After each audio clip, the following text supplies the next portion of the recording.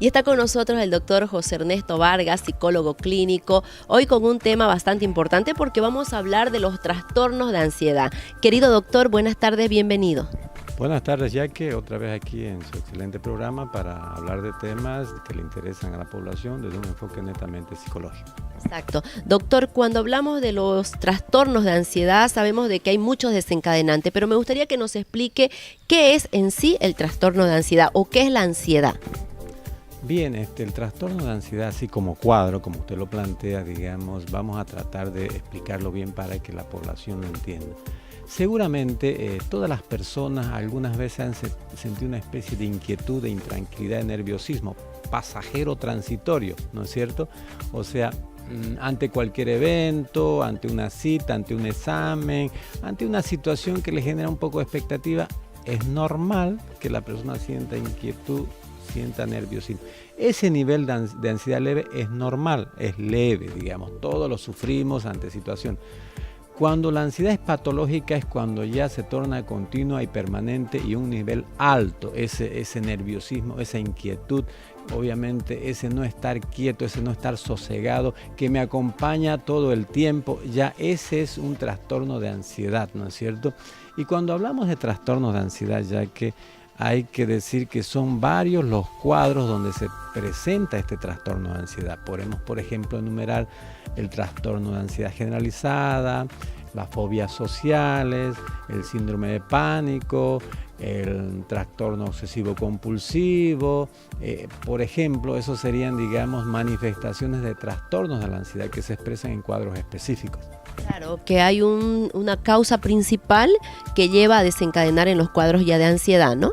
Siempre hay un acontecimiento, por ejemplo, si es que tomamos la ansiedad del estrés postraumático, o sea, ha tenido que haber un acontecimiento impactante, digamos, para la persona y le genera ese nivel, digamos, de angustia, ansiedad, de temor, porque es como una ansiedad ante una situación que puede suceder, ¿no?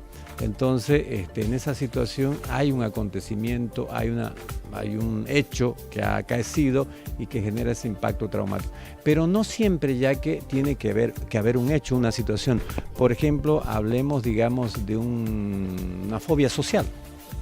La ansiedad por fobia social, o sea, ahí no hay, digamos, un hecho necesariamente, o sea, la persona piensa y siente un rechazo o una desaprobación ante la instancia social, entonces siempre que va a encarar una situación social empieza a sentir mucha ansiedad, ¿no es cierto? Por ejemplo, hablar en cámara de televisión puede generar, digamos, un nivel de ansiedad acentuado en las personas, ¿no? Hablar en público, etcétera, etcétera. Hay síntomas físicos y síntomas psíquicos, obviamente, en el trastorno de ansiedad. Doctor, ¿y los síntomas que presenta una persona que está atravesando un cuadro de ansiedad específicamente, cómo lo podemos definir o detallar?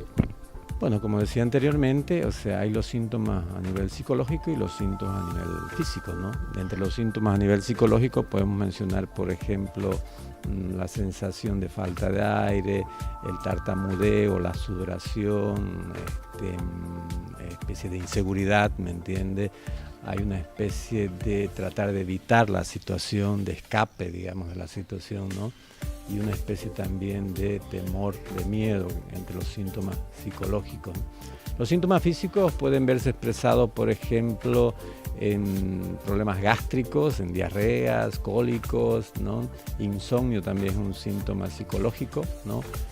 Sigamos con los síntomas físicos, pueden ser, digamos, algunas taquicardias también, ¿no? Taquicardia, mareos, dolor de cabeza, semiparalizaciones en miembros inferiores o superiores, eso entre los síntomas físicos. Doctor, ¿y es controlable o no se puede controlar en el momento que nos llega esa ansiedad?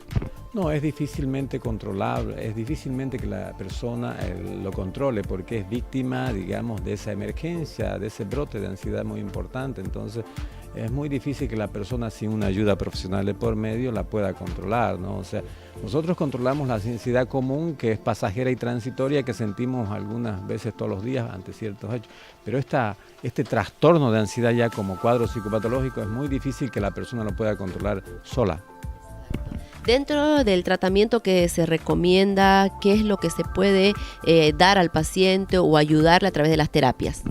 Esto tiene que ver con las causas, digamos, de la ansiedad, ¿no? O sea, hay dos tipos de causas, diría yo, bastante admitidas y reconocidas, como por ejemplo, investigaciones neuropsiquiátricas han determinado que ciertas sustancias químicas llamadas neurotransmisores están por ahí, no están en los niveles adecuados en la persona, ¿no es cierto? Y eso genera una ansiedad, por ejemplo, generalizada, ¿no? En el cuadro de ansiedad generalizada. Entonces, esos niveles de ansiedad llamados neurotransmisores deben ser corregidos con ciertas sustancias químicas o psicofármacos, con ciertos ansiolíticos, ¿no es cierto?, que los psiquiatras manejan para este tipo de expresión de ansiedad. Pero hay otro tipo de ansiedad que es generada por situaciones, ¿no? O sea, del medio, el entorno. Entonces ahí funciona muy bien la psicoterapia, que es lo que nosotros los psicólogos clínicos hacemos, la psicoterapia de corte cognitivo-conductual, que funciona muy bien para este tipo de ansiedad, como una ansiedad aprendida, ¿no?, adquirida en ciertas situaciones fovígenas o estresantes, ahí entra el estrés también, ¿no?, o algunas otras situaciones, digamos, del medio que nos generan ese nivel de ansiedad, puede ser tratado muy bien con psicoterapia. El estrés en este tiempo vemos de que muchas personas están atravesando cuadros de estrés acentuados, ¿no? Sí, mire usted, el estrés tiene una gama de síntomas muy amplia, ¿no es cierto? Y como usted bien lo dice, este siglo, esta etapa o esta era, digamos, que nosotros vivimos, está muy expresado el estrés por el ritmo de vida que las personas tienen, tanto laboral como emocionalmente. Entonces, en un nivel de estrés, digamos, acentuado, siempre hay un síntoma de ansiedad, aparte de otros síntomas también. Entonces, la persona que sufre un estrés importante, o sea, siempre va a tener como síntoma la ansiedad, ¿no? Pero obviamente hay que explicar también que no solamente el estrés trae el síntoma de ansiedad, trae una gama de otros síntomas también. Además, ya que hay que decir que aparte de estos cuadros que hemos manifestado de trastornos de ansiedad, como los anteriormente mencionados, vamos a decir también que algunas otras enfermedades también, ¿no?, otros cuadros psicopatológicos como la depresión, por ejemplo, tiene un síntoma de ansiedad también. El alcoholismo o alguna adicción a ciertas sustancias tóxicas, a drogas, ¿no?, también conlleva un síntoma de ansiedad. La muerte de alguna persona, digamos, ¿no?, el duelo también tiene un componente de ansiedad.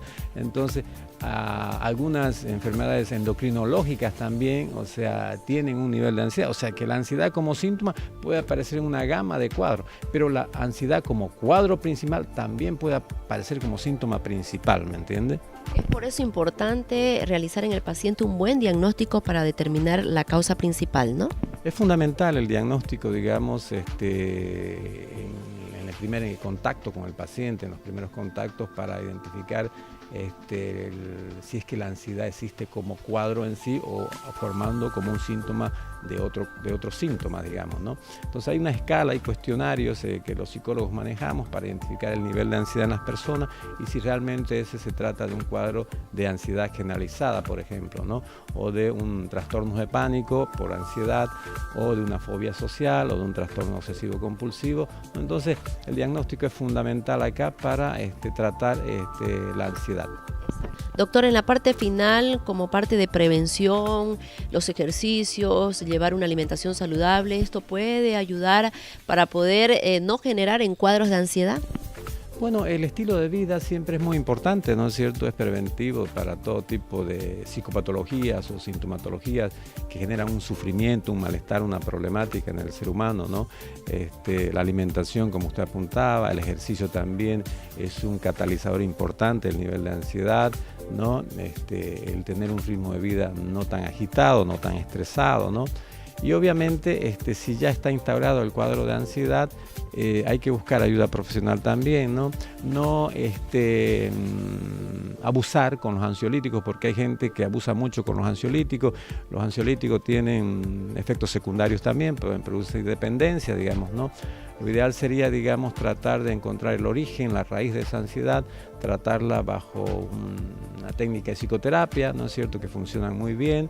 Entonces, cuando ya la persona esté padeciendo este trastorno de ansiedad, de los muchos que existen, ¿no? Como hemos explicado, que busque una ayuda profesional y que obviamente esto va a mejorar mucho su calidad de vida, porque vivir con un trastorno de ansiedad, la persona se ve inviabilizada, se ve discapacitada, ya no tiene esa calidad de vida, ese estilo de vida, digamos, que podría tener cuando no tenía ese trastorno de ansiedad. Entonces decirle finalmente ya que hay tratamiento para esto, así como hay también conductas preventivas para evitar este tipo de trastorno de ansiedad, ¿no? Entonces que la población lo conozca. Excelente. Queremos recordarles que todos los datos están en pie de pantalla para que ustedes tomen nota. El doctor José Ernesto Vargas, psicólogo clínico, el número de su consultorio para que ustedes puedan reservar citas si es que necesitan hacer un buen diagnóstico en cualquiera sean los problemas por los cuales se esté atravesando, y en esta oportunidad que estamos hablando específicamente del trastorno de ansiedad, ustedes pueden hacer sus consultas el 336-3400, tome nota, 336-3400. Doctor, los horarios de atención en el consultorio y en qué dirección están. El consultorio lo tengo casi más de 20 años en la misma dirección, es Monseñor Rivero, 265, Clínica Camilla. Ahí estoy todo el día estoy atendiendo. Excelente, muchísimas gracias, doctor, por toda la información importante que le brindamos a la población. Gracias a usted, Yaque, y obviamente la población también debe verse beneficiada, porque estos son temas que no siempre se dicen muy claramente y la persona puede morir, digamos, con un trastorno de ansiedad sin saber que pudo tener una mejor calidad de vida, ¿no?